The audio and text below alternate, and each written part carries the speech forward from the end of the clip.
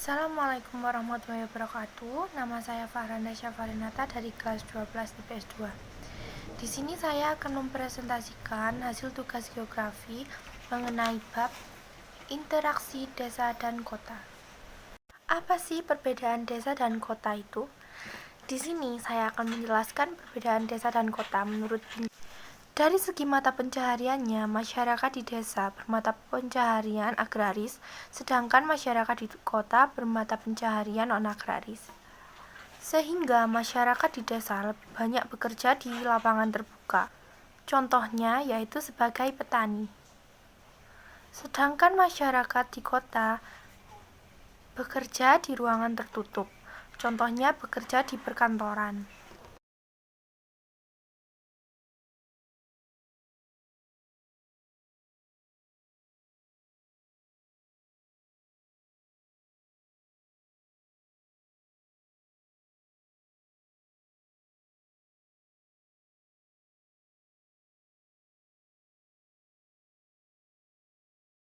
Perbedaan desa dan kota menurut perkembangannya. Desa menurut perkembangannya ada 3. Yang pertama yaitu desa swadaya, desa swakarya, dan desa swasembada. Desa swadaya daerahnya terisolir dengan daerah lainnya. Penduduknya jarang dan mata pencahariannya homogen yang bersifat agraris.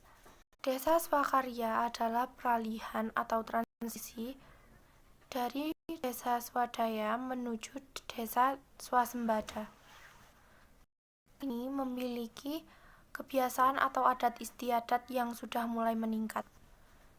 Desa sembada adalah desa yang masyarakatnya sudah mampu memanfaatkan dan mengembangkan sumber daya alam dan potensinya. Desa swasembada kebanyakan berlokasi di daerah ibu kota atau kecamatan.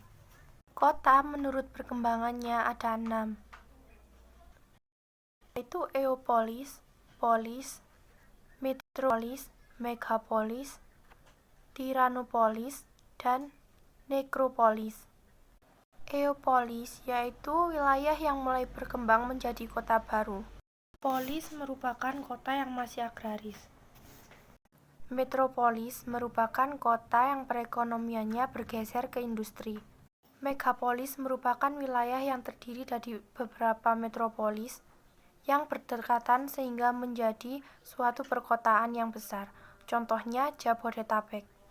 Tiranopolis yaitu kota yang kehidupannya penuh dengan kerawanan sosial seperti kemacetan atau kriminalitas yang tinggi. Nekropolis merupakan kota yang mengalami kemunduran seperti kota mati. Menurut Jajuli. Pola keruangan desa menurut Jajuli ada 4. Yang pertama yaitu bentuk desa memanjang mengikuti garis pantai. Kedua yaitu bentuk desa memanjang mengikuti jalur jalan raya. Pola keruangan desa menurut Jajuli yang ketiga yaitu bentuk desa terpusat. Dan pola keruangan desa menurut Jajuli yang terakhir yaitu bentuk desa yang mengelilingi fasilitas tertentu. Selanjutnya, pola keruangan desa menurut Bintarto. Di sini saya mempunyai 5 gambar pola keruangan desa menurut Bintarto. Selanjutnya, pola keruangan yang A yaitu memanjang jalan. Artinya yaitu mereka mempunyai tempat tinggal di sekitar jalan raya. Yang B yaitu memanjang sungai. Artinya daerah tempat tinggal mereka memanjang mengikuti daerah aliran sungai. Yang C yaitu radial, yaitu mereka mempunyai tempat tinggal yang menyebar di bawah daerah pegunungan. Yang D yaitu tersebar. Pola keruangan desa yang tersebar artinya mereka memiliki perumahan yang saling berjauhan. Contohnya seperti pada kota. Pola keruangan desa yang terakhir yaitu memanjang pantai. Artinya mereka memiliki daerah tempat tinggal yang mengikuti jalur pantai. Pola keruangan kota. Teori struktur pola keruangan kota ada 6, yaitu teori sektoral, teori inti ganda, teori sentris, teori poros, teori konsentris tipe Eropa, dan teori historis. Teori struktur konsentris keruangan kota memiliki 5 zona. Zona 1 yaitu daerah pusat kegiatan. Zona 2 yaitu zona peralihan atau zona transisi. Contohnya perdagangan yang beralih ke permukiman. Zona 3 yaitu zona permukiman kelas bawah. Perumahannya sedikit lebih baik karena dihuni oleh para pekerja yang berpenghasilan kecil. Zona yang keempat yaitu zona permukiman kelas menengah. Merupakan kompleks perumahan para karyawan kelas menengah yang memiliki keahlian tertentu. Yang kelima yaitu zona penglaju atau zona kelas atas. Merupakan daerah yang memasuki daerah belakang atau merupakan batas desa kota. Struktur sektoral keruangan kota memiliki 5 zona, yaitu zona 1 merupakan daerah pusat kegiatan. Zona 2 merupakan daerah grosir atau manufaktur. Zona 3 merupakan permukiman kelas rendah. Zona 4 merupakan permukiman kelas menengah. Dan zona 5 merupakan permukiman kelas atas. Teori struktur inti ganda keruangan kota. Teori ini memiliki 9 zona. Zona 1 yaitu daerah pusat kegiatan. Zona 2 yaitu daerah grosir dan manufaktur. Zona 3 yaitu permukiman kelas bawah. Zona 4 yaitu permukiman kelas menengah dan zona 5 merupakan permukiman kelas atas. Sesuai dengan namanya inti ganda, teori pola keruangan kota ini memiliki 2 zona yang sama. Zona 6 yaitu daerah manufaktur bawah. Zona 7 yaitu daerah di luar daerah pusat kegiatan. Zona ke-8 yaitu daerah permukiman suburban. Dan daerah yang ke-9 yaitu daerah industri suburban.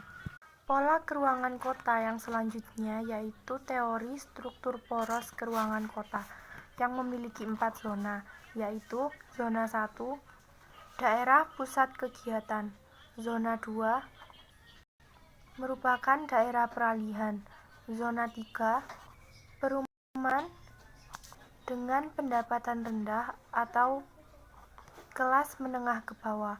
Zona 4 yaitu perumahan dengan pendapatan menengah atau daerah kelas menengah.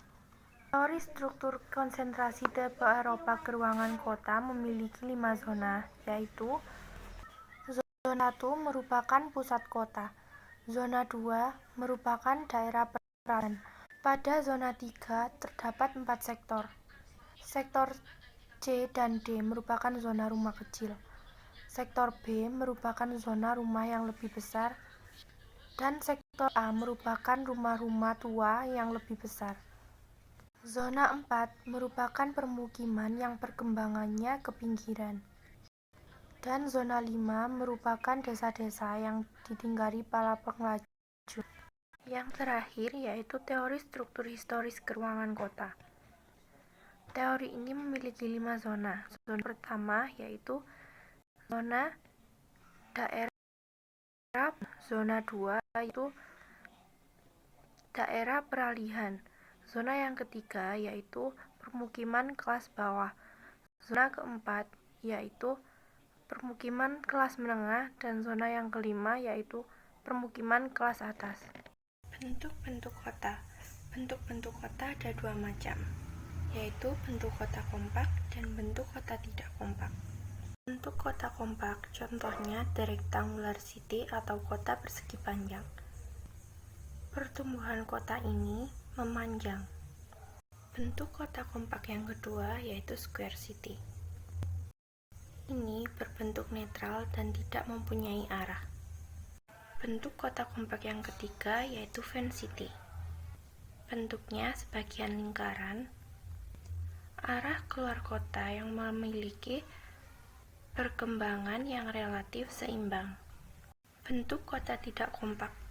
Bentuk kota tidak kompak yang pertama yaitu kota terbelah. Merupakan bentuk kompak namun terbelah oleh perairan yang cukup lebar. Bentuk kota tidak kompak yang kedua yaitu kota berantai. Berbentuk seperti mata rantai yang dibentangkan dan direkatkan oleh suatu penghubung. Bentuk kota tidak kompak yang ketiga yaitu kota terpecah. Pada bentuk kota ini, perluasan area kota tidak langsung menyatu dengan induknya, melainkan tersebar dan membentuk daerah permukiman sendiri. Dan yang terakhir, bentuk-bentuk kota lainnya, yaitu kota jaring laba-laba. Kota ini memiliki kepadatan. Sekian presentasi dari saya. Wassalamualaikum warahmatullahi wabarakatuh.